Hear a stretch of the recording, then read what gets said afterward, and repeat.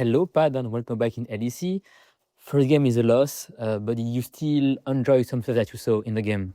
Yeah, I think we rebounded really well in game two. Like game two, I think it's a game where we should be ahead in early game, but we made some pretty crucial mistakes that allowed enemy team to snowball. But we found super good ways to get back into the game, and I think our team comp allowed us to put ourselves in a very winning position. So I think that's a game that should be won, but that's a positive. And you have a new millionaire, so do you have any thought about Fiesta performance today?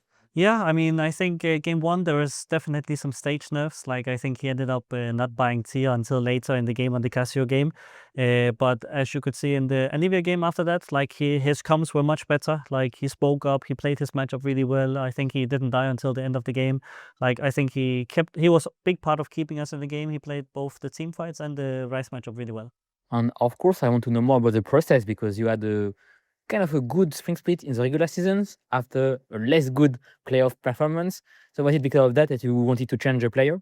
I mean, I think I cannot go too much into detail, but the end of the split, we felt that we had stagnated, both in finding solutions and improving with him on the team. So it was natural, and there was a agreement from everyone that it was time to make a change there. I think I always try to pride myself on making the best decision for the team, and I think that if someone loses the team for whatever reason, XYZ reason, then it's less hard for me. I do what's necessary for the team.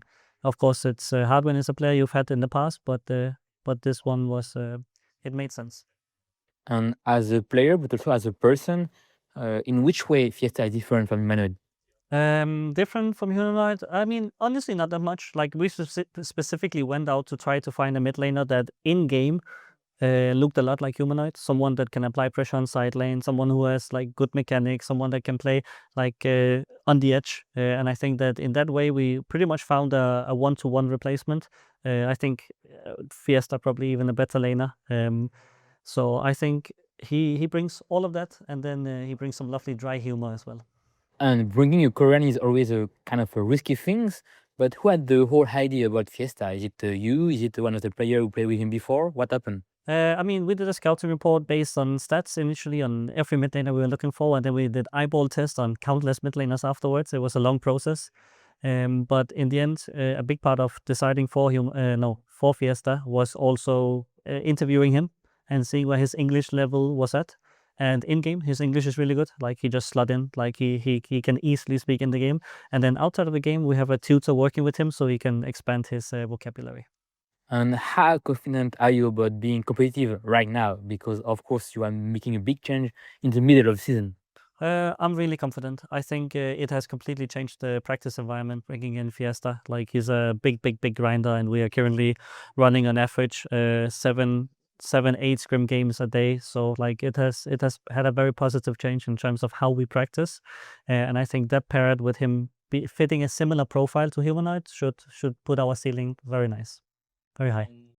Sheep Sport articles mentioned that Vitality was maybe thinking about other roster moves. So can you comment on that? Like, were you thinking maybe about changing other players as well? I mean, I think like obviously, like, upper management is always looking to make like the best decision for the team as well, and some things are outside of my hands. Humanoid was within my hands, and that was the choice that we made. For the rest, I did not want to replace. And should we see Fiesta as a way to make walls or as a way to invest in the long term? No, it's definitely for Worlds, right? Like, that's why we are specifically looking for a profile that was similar in terms of how he moves the map and his individual strengths, which is also the big reason why we ended up not going with an ERL mid laner. Because if you go for, we were linked to Oman and Jul. If you go for one of those two, you have to spend time developing them and giving them a human chance to show themselves and their top ceiling, and one split in summer is not enough for that. So Fiesta's baseline was higher, and it made a lot of sense in terms of bringing in a new player to change the work environment, scrim environment, and still be able to go to Worlds. And for you, what result should we consider as a good one for Vitality for summer? A good result. I mean, a good result is only top 3, right? Like, we have now done the top 5, 6, and I think, like, I guess top 4 would also be a good result, but it would be one spot away from Worlds, so that spot is kind of like a curse spot. Like, if you get there, yeah, sure, I would maybe be more happy than this split, but would I be happy? Probably not. And to finish, I wanted to talk about your own situation. So you took a new role this year. So how has it been, and are you happy about it? I mean, I'm growing to love the head coach role. I think it's an amazing role with lots of opportunity and so much agency to run a team the way that you would like. I'm learning a lot every single day. I think I've learned some pretty hard lessons around how to manage my coaching staff. I've learned some pretty harsh lessons in terms of choosing player over culture. I'm learning every day. My mom used to say I always learn everything the hard way, and it seems I'm still doing that. And I think you have been. And you have been in Vitality for 3 years now. So should we judge you only on this year or on all of them? When you're a competitor, you should be judged all of the time, right? And it's fair to say that year 1 and 2 has been unsuccessful and bad. And if we end outside of top 4 and top 3, this split has also been bad. So then it's important for me to then go and figure out where things has not been going good enough for me, because my aim is not to be a top 6 coach in the league. I want to aim for those world spots, and it's been a few years since I was there. And how do you see your future? Are you going to stay as a head coach? Are you going to take another role? So what can you tell me about it?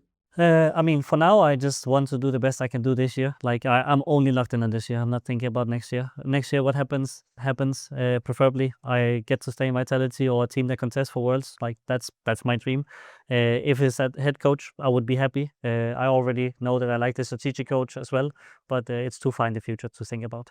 Thank you, Pad. And do you have any last word for the Vitality fan out there who have been kind of suffering with League of Legends for the last years? Maybe to make them more hopeful. Yeah, I mean, they've been suffering for years and years and years, even before I came. So all I can say is, sorry for so far. And the reason why we've made the change that we have is to hopefully make you guys proud as well in the future. Thank you so much, Fred. Thank you.